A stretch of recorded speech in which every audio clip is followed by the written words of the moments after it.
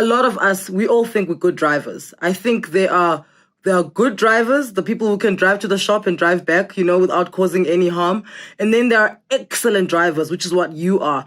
When does the shift go from you being just a good normal driver like the rest of us and become an excellent driver like what you are? Look, I think it all lies within the passion of one, in where you want to actually sharpen your skills. These days, we even got advanced driving academies around Joburg, Kalami, to say the least.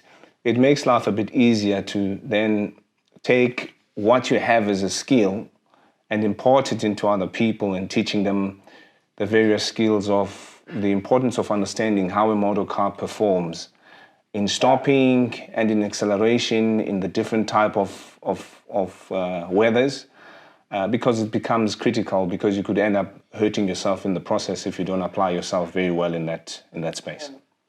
You one of my favorite commentators when it comes to F1. So a lot of people know you and they speak about you and they're like, "Ooh, Chops was strict. He's very strict." And I'm always like, no, I'm like, is he strict or is it disciplined? So which one is it? Are you strict or are you disciplined? No, I'd like to take discipline, not the strict. I just like to follow the safe side of life. I'm not fond of errors. I like to be on the safer side of life. It takes a long time to actually redial yourself into the right rhythm when you've gone off rhythm. So it's not necessarily a bad thing. At home, they say you're boring because you're consistent. We know where you're going to go. We know the times you're going to, when you're going to eat, when you're going to go to bed, when you want your emails checked, everything. Your discipline has made you reach many levels that other people couldn't reach. How would you say your discipline has paid off for you in the realm of motor racing?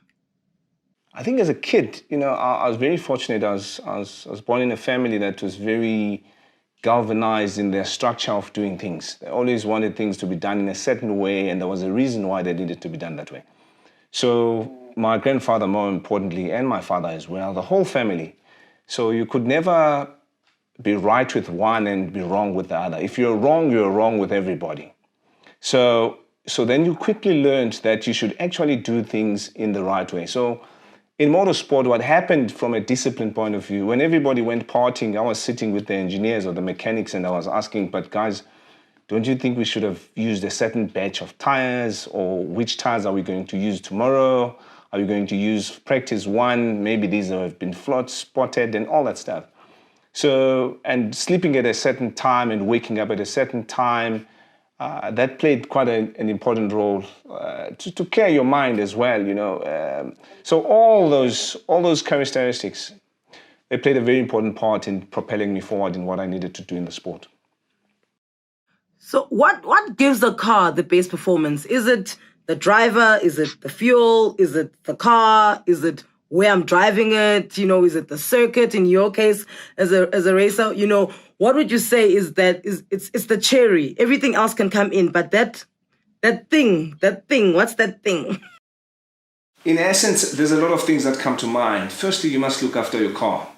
Secondly, you must treat it with respect, because it's an asset in its way. It takes you from point A to point B.